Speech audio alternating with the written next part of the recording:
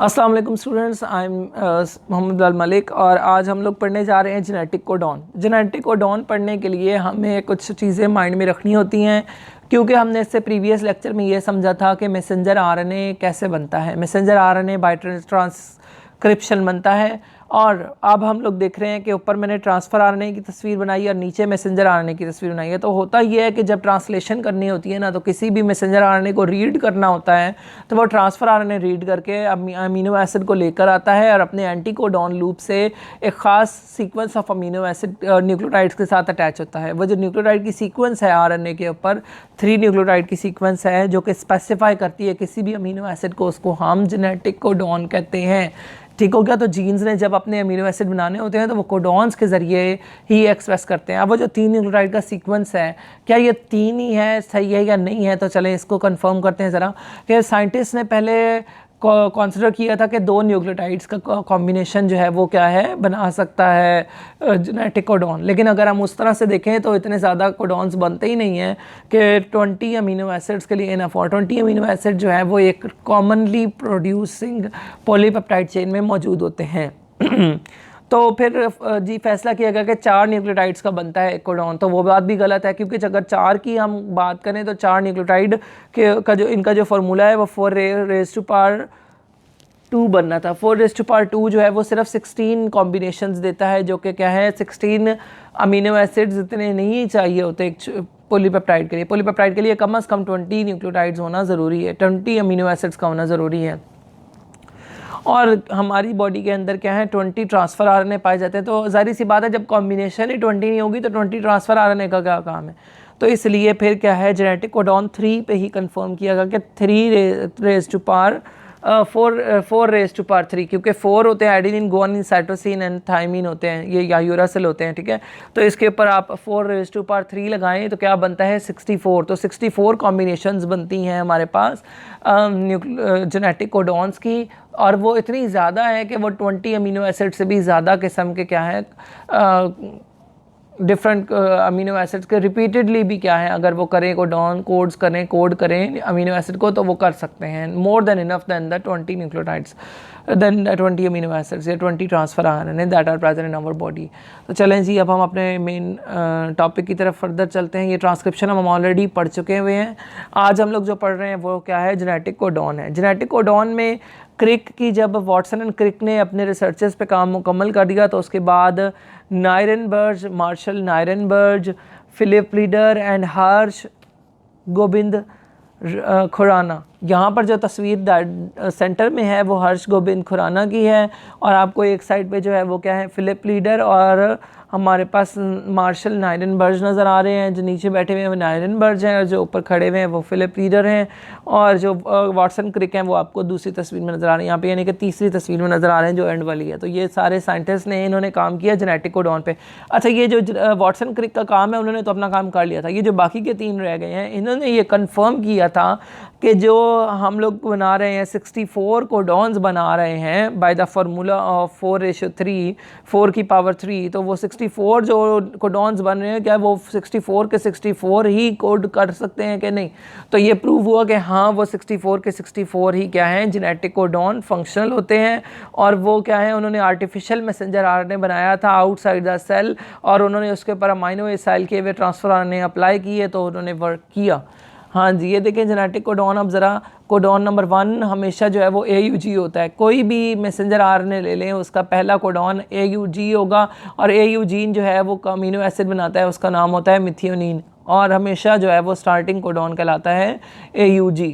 ठीक है, और इसके बाद आप देखें कोडॉन नंबर 2 है ACG, थ्रियोनिन बनाता है, ये GAC है। कोडॉन नंबर 3 ये एस्पर्टीन है। तो इस तरह करके देखें बहुत सारे हमारे पास अमीनो एसिड्स हैं जो कि कहाँ से हर कोडॉन की पहचान बने हुए हैं, और एट दी एंड क्या है मैसेंजर आरएनए का एंड जो है वो UAA यानी कि स्टॉप कोडॉन से स्टॉप हो जाता है, तो वहाँ पर ट्रांसलेशन एंड हो जाती है। हाँ जी, कुछ स्टार्ट कोडॉन होते हैं, कुछ स्टॉप कोडॉन होते हैं। स्टार्ट कोडॉन मैसेंजर आरएनए के जो है वो क्या राइबोसोम को बताते हैं कि यहाँ से जो है वो ट्रांसलेशन शुरू की जाए, जैसे AUG का बताया मैंने कि वो मिथियोनिन बनाता है। अमीनो एसिड को अपने ऊपर अटैच करता है और वहीं से सारे प्रोटीन्स और पॉलीपेप्टाइड शुरू होते हैं। और स्टॉप कोडॉन्स क्या हैं, 3 तरह के स्टॉप कोडॉन या नॉनसेंस कोडॉन पाए जाते हैं हमारे मैसेंजर आरएनए में, जिनमें जी कोडॉन का नाम है UAA, UAG एंड UGA। ये 3 स्टॉप कोडॉन्स हैं जिनके आगे क्या है, जिन के ऊपर कोई भी किसी भी किस्म का ट्रांसफ़र आरएनए अमीनो एसिड लेकर नहीं आता। अच्छा जी, जेनेटिक कोडॉन अब ज़रा देख लेंगे, इस तरह करके पूरा एक चार्ट बना हुआ है। एक साइड पे आप देखें यूरासिल की cytosine adenine guanine, uracil cytosine adenine guanine, इस फार्मूले के थ्रू जब हम चलते हैं, ठीक है, 3 की रेशियो के साथ जब हम चलते हैं तो वो क्या है, हमारे पास 3 को हम मिक्स करते जाएं तो हमारे पास क्या है, सारे के सारे 64 किस्म के जो कोडॉन्स हैं वो आ जाते हैं, और 64 किस्म के जो हैं वो हमारे पास कोडिंग सीक्वेंसेस हैं, जो इसकी 20 मेन या उससे भी थोड़ी सी ज़्यादा जो है वो हमारे पास जो अमीनो एसिड्स को वो कोड करते हैं वो यहाँ पे बन जाते हैं। जेनेटिक कोड की यूनिवर्सलिटी की बात करते हैं अगर हम, तो तमाम लिविंग जो ऑर्गेनिजम्स हैं वो जेनेटिक कोड उनका क्या है, सेम है। ये वो बात कर रहे हैं कि ये यूनिवर्सलिटी है, यानी कि आप दुनिया में कोई भी ऑर्गेनिज्म ले लें तो उसके अंदर क्या होगा, यही जेनेटिक कोड 3 ही इस्तेमाल होंगे, और उनके साथ साथ क्या है, अमीनो एसिड्स अटैच होकर पॉलीपेप्टाइड चेन बनाते हैं। Exception of the universality is found. अब एक्सेप्शनल केस की अगर हम बात करें तो वो माइटोकॉन्ड्रिया के डीएनए में पाई जाती है। माइटोकॉन्ड्रिया के डीएनए में AUA जो है वो मिथियोनिन को कोड करता है, हालांकि AUG को करना चाहिए। उसके बाद UGA जो है वो ट्रिप्टोफैन को कोड करता है, हालांकि उसको आइसोल्यूसिन को करना चाहिए, ठीक है। और टर्मिनेशन कोडॉन, हालांकि जो UGA है, UGA वाला, तो वो तो उसको करना क्या चाहिए, एंड टर्मिनेशन करनी चाहिए उसको, तो आइसोल्यूसिन बनाना चाहिए या टर्मिनेशन करनी चाहिए UGA को, लेकिन वो क्या करता है माइटोकॉन्ड्रिया के अंदर तो ट्रिप्टोफैन बना रहा है। और साइटोप्लाज्मिक प्रोटीन सिंथेसाइजिंग मशीनरी जो है उनके ऊपर।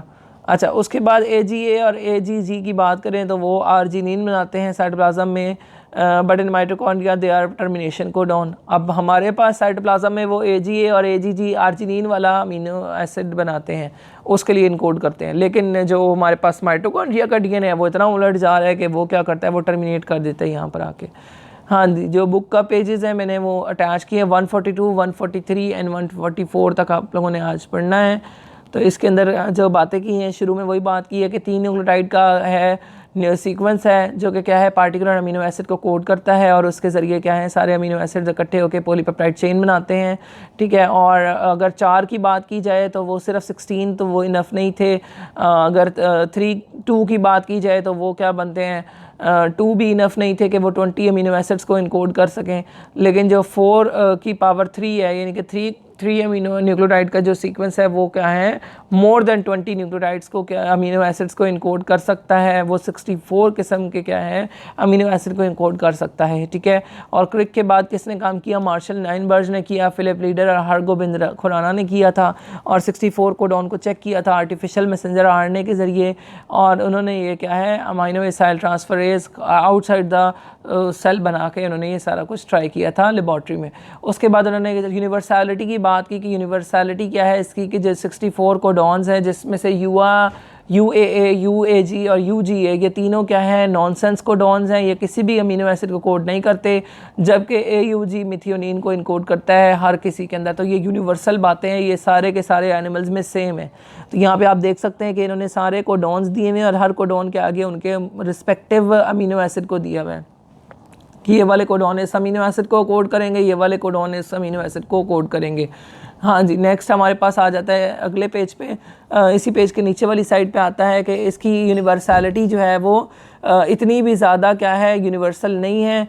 जैसे कि हम देखें कि माइटोकॉन्ड्रिया है, लेकिन जो अगर हम बात करते हैं बैक्टीरिया की, तो बैक्टीरिया में AGA जिस तरह है, तो AGA अगर क्या है इनकोड कर रहा है आर्जिनिन को, तो वो ह्यूमंस में भी कर रहा है, और बैक्टीरिया में भी AGA जो है वो आर्जिनिन को ही कोड कर रहा है, ठीक हो गया। और आप इसको इसीलिए किसी भी ऑर्गेनिज्म में कटिंग और हम लोग एडिंग और ये जेनेटिक इंजीनियरिंग हो रही है क्योंकि ये सब में सेम होते हैं।